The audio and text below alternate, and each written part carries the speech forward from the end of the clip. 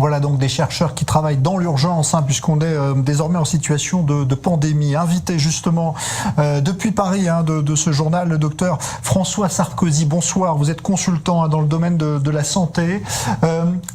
Qu'est-ce que cela change là ce soir, le fait que l'OMS ait décrété le passage en situation de pandémie concrètement ? Bonsoir, merci pour votre invitation. Je crois qu'effectivement nous sommes en pandémie. Il y a plus de 110 pays qui sont atteints par le coronavirus. Je crois que ce que ça va changer en pratique, c'est de dire qu'il faut maintenant véritablement passer à l'action. Vous comprenez bien qu'au début d'une épidémie, quand on passe de 10 cas à 20 cas, on multiplie par 2. Maintenant, quand on a plus de 100 000 personnes contaminées, quand on va doubler, on va changer d'échelle. Et je crois que ce que dit l'OMS, c'est qu'il faut maintenant passer à l'action. Certains pays attendaient ce passage, cette nomenclature de pandémie pour définir leur plan d'action. Et je crois que c'est une façon de sensibiliser tout le monde pour se préparer. Préparer, ça veut dire quoi ? Ça veut dire d'abord préparer le système de santé. Ça veut dire, dans certains cas, libérer des lits. On a démontré très clairement en Chine qu'un système de santé préparé, qui peut prendre en charge les cas les plus sévères, va avoir un meilleur taux de mortalité ou une meilleure survie. Se préparer, ça veut dire diminuer la propagation, essayer autant que possible, c'est ce qui a été fait en France, de retarder le pic épidémique pour qu'il n'y ait pas d'afflux concomitant, par exemple, avec l'infection par la grippe. Se préparer, ça veut dire protéger les plus fragiles, ça veut dire les patients âgés, ça veut dire les patients sous chimiothérapie et mobiliser l'ensemble du système de santé. Je crois que c'est ça ce que ça veut dire. Ça veut dire, préparez-vous, maintenant, il faut y aller. Alors évidemment, de très nombreux pays sont déjà prêts depuis un moment et ont préparé cette entrée progressive dans la phase de pandémie. Mais alors, ce qu'on ne comprend pas aussi, docteur Sarkozy, quand on regarde les bilans, on voit que l'Italie, qui est tout près, évidemment tout proche de la France, a un bilan extrêmement lourd en termes de décès constatés. C'est pas le cas de la France et deux politiques qui sont pas vraiment les mêmes, puisque l'Italie s'est quasiment mis en autarcie, alors que la France reste un pays ouvert où on peut voyager quasiment librement. Alors, vous avez raison, il y a différents types de réponses entre les pays et effectivement, on a noté des taux de mortalité différents entre les pays. Alors, qu'est-ce qui conduit à définir une politique de réponse à une épidémie ? Plusieurs choses. La première chose qui est importante, c'est le dénominateur, c'est-à-dire combien de patients sont porteurs du virus.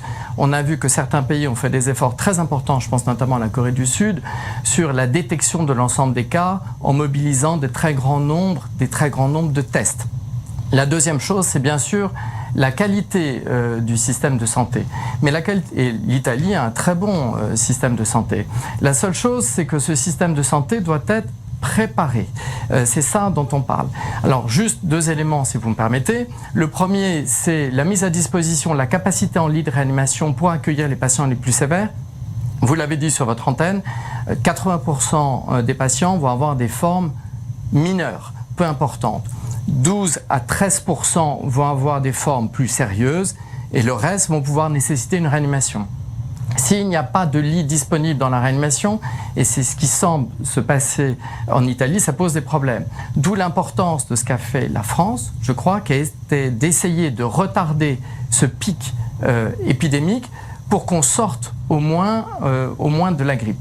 On a aussi un système de santé en Italie qui est organisé beaucoup par les régions.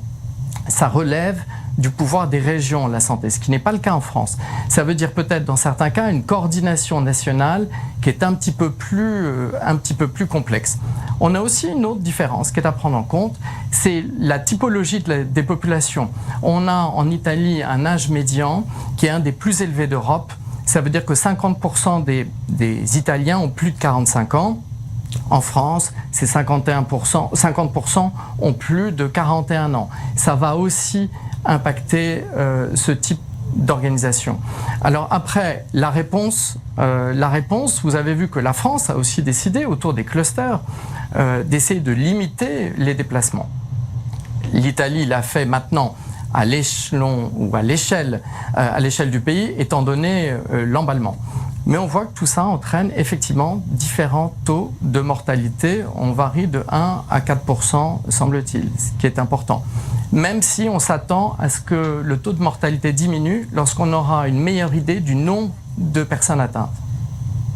Merci beaucoup pour cet éclairage, docteur François Sarkozy. Je rappelle que vous êtes consultant en matière de santé et que demain soir, Emmanuel Macron doit prononcer une allocution solennelle liée à cette crise du coronavirus et qui va sans doute annoncer donc de nouvelles mesures également. Alors on parlait de l'Italie, justement, l'Italie qui est toujours un